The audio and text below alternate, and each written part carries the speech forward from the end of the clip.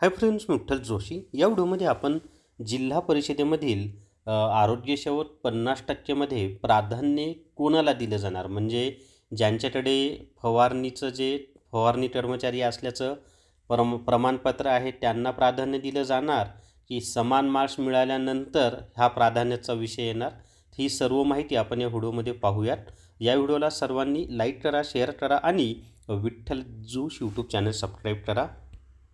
जर तुम्हाला DFSLमधील कनिष्ठ प्रयोगशाळा सहाय्यक तांत्रिक 40 प्रश्नाची परिपूर्ण तयारी करायची असेल तर प्ले स्टोअरवरून विठ्ठल जोशी ॲप डाउनलोड करा आणि DFSL ई-बुक विकत घ्या. याच्यामध्ये कनिष्ठ प्रयोगशाळा सहाय्यक, वरिष्ठ प्रयोगशाळा सहाय्यक आणि लिपिक यांचा जो तांत्रिक अभ्यासक्रम आहे विज्ञानचा, त्या विज्ञान या घटकाच्या तांत्रिक विषयाची तयारी होऊन जाईल.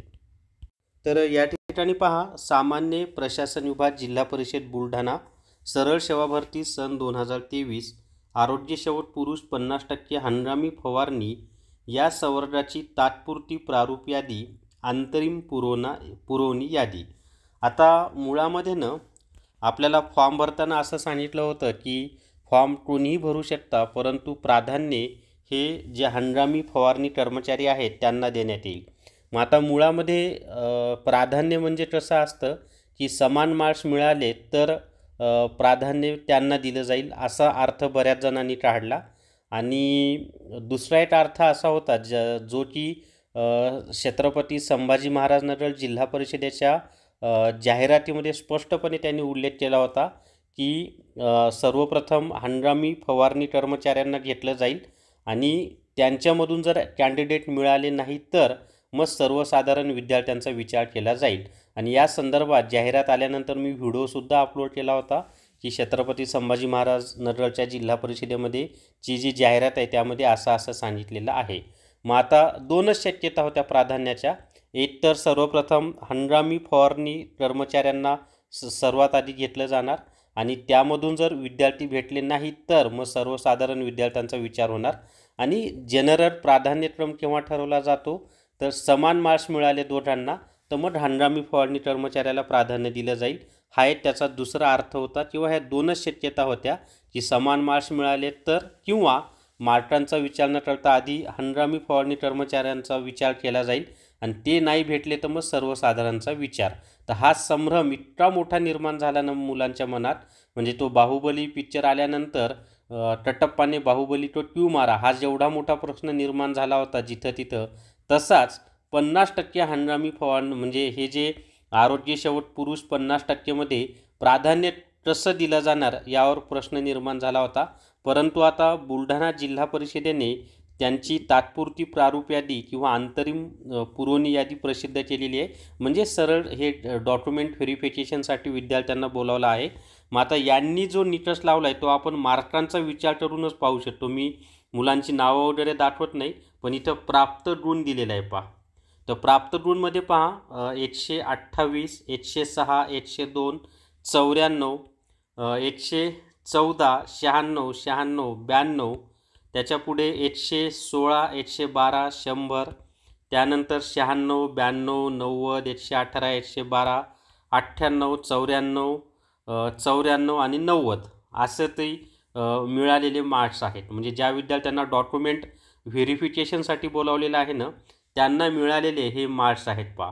मग आता हे कितीपैकी मार्क्स आहेत तर 200 पैकी.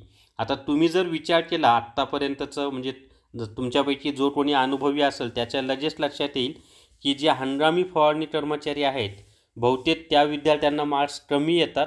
हा अनुभव आहे आत्तापर्यंतचा. आणि यांनी ज्या विद्यार्थ्यांना घेतलेलं आहे त्यांचे जर मार्क्स पाहिले तर याच्या आधारे आपण असं सांगू शकतो की बुलढाणा जिल्हा परिषदेने सर्वप्रथम हंगामी फवारणी कर्मचारीचं ज्यांच्याकडे सर्टिफिकेट आहे त्यांनाच प्राधान्य दिलेलं आहे गुणांच्या आधारे मी सांगत आहे बरं का. कारण हे 200 पैकी गुण आहेत. जर सर्वसाधारण विद्यार्थ्यांना प्राधान्य दिलं असतं तर इतक्या कमी मार्काचे विद्यार्थी या डॉक्युमेंट व्हेरिफिकेशनच्या यादीमध्ये आलेच नसते. हे मी अनुभवाच्या आधारे सांगत आहे. आणि त्यामुळं यांनी तरी आधी हंगामी फवारणी कर्मचाऱ्यांना प्राधान्य दिलेलं आहे आणि ते मिळाले नाही तर मग सर्वसामान्यांचा विचार हाच निकष यांनी लावलेला आहे. म्हणजे समान गुणांचा जो निकष आपल्याला वाटत होतो दुसरा, तो निकष यांनी लावलेला नाही, तर जे हंगामी फवारणी कर्मचारी आहेत त्यांचा आधी विचार केला, त्यांना आधी प्राधान्य दिलं आणि ते उपलब्ध नसतील तर मग सर्वसाधारण विद्यार्थ्यांचा विचार केलेला आहे. ह्या मिळालेल्या मार्कांच्या आधारे मी अंदाज सांगत आहे बरं. अशी ऑथेंटिक माहिती त्यांनी कुठेही दिली नाही.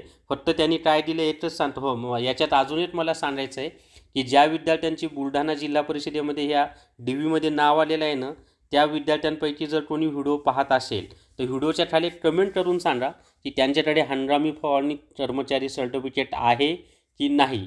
हे प्लीज एवढं कमेंट करून सांगा. म्हणजे कसं जो संभ्रम आहे मुलांच्या मनामध्ये तो अजून स्पष्ट होईल. पण मार्कांच्या आधारे तरी हे मार्क्स पाहून जो अनुभवी माणूस आहे, अनुभवी शिक्षक आहे किंवा ज्याला या फील्डमधलं माहिती आहे आत्तापर्यंत, तो सहज सांगू शकेल की हे हंगामी फवारणी कर्मचाऱ्यांनाच मिळालेले मार्क्स आहेत. आणि इतक्या कमी मार्कांवर जर DVसाठी विद्यार्थ्यांना बोलावलं असेल तर प्राधान्य कुणाला दिलेलं हे स्पष्ट होतं आहे. हंगामी फवारणी कर्मचाऱ्यांनाच त्यांनी सर्वप्रथम प्राधान्य दिलेलं आहे. आता इथं पहा त्यांनी काय दिलेलं आहे की ग्रामविकास व जलसंधारण विभाग अधिसूचना दिनांक 4 जून 2023 नुसार महाराष्ट्र जिल्हा परिषद जिल्हा सेवा नियम 2003 प्रसिद्ध केलेले आहेत. त्यानुसार आरोग्य सेवक पुरुष 50% यांच्या संदर्भात नामनिर्देशनाने पदे भरताना नियम 1 मधील ब नुसार 1 आधी पासूनच जिल्हा परिषदेच्या सेवेत नसून, म्हणजे जे जिल्हा परिषदेच्या सेवेत नाहीत त्यांच्यासाठी, ज्यांचे वय 30 वर्षांपेक्षा जास्त नसेल, आणि दुसरं म्हणजे 2 जे विज्ञान या विषयासह माध्यमिक शालांत प्रमाणपत्र परीक्षा उत्तीर्ण आहेत परंतु राष्ट्रीय मलेरिया प्रतिरोध कार्यक्रमाअंतर्गत हंगामी क्षेत्र कर्मचारी म्हणून 90 दिवसांचा अनुभवधारकांना प्राधान्य देण्यात येईल असे नमूद आहे. सदर नियमानुसार वरीलप्रमाणे तात्पुरती पुरवणी यादी प्रसिद्ध करण्यात आलेली आहे.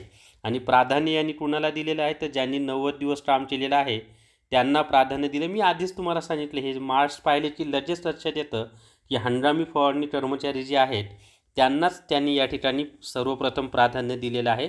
आणि ते मिळाले नाहीत तर मग सर्वसाधारणचा विचार झालेला आहे. हे स्पष्ट होतं. या इथं प्राप्त गुणांच्या आधारेच आपण हे सर्व काही सांगू शकतो. तर हेच मला तुम्हाला या व्हिडिओमध्ये सांगायचं होतं मित्रांनो. आणि ज्यांचं कुणाचं या यादीमध्ये नाव आहे त्यांनी प्लीज कमेंट करून सांगा की ते हंगामी फवारणी कर्मचारी आहेत की सर्वसाधारण विद्यार्थी, तेवढं प्लीज कमेंट करून सांगा किंवा मला व्हॉट्सअपला मेसेज करून सांगा. माझे विद्यार्थी याच्यामध्ये असू शकतात. जर तुम्हाला BMCसाठी ईबुक घ्यायचा असेल तर प्ले स्टोअरवरून विठ्ठल जोशी ॲप डाउनलोड करा आणि BMC ईबुक विकत घ्या. याच्यामध्ये सामान्य ज्ञान, मराठी व्याकरण, इंग्लिश ग्रामर, बौद्धिक चाचणी या विषयांची माहिती दिलेली आहे. तर या व्हिडिओमध्ये एवढीच माहिती. या व्हिडिओला सर्वांनी लाईक करा, शेअर करा आणि Vitthal Joshi YouTube channel subscribe करा. Thank you very much.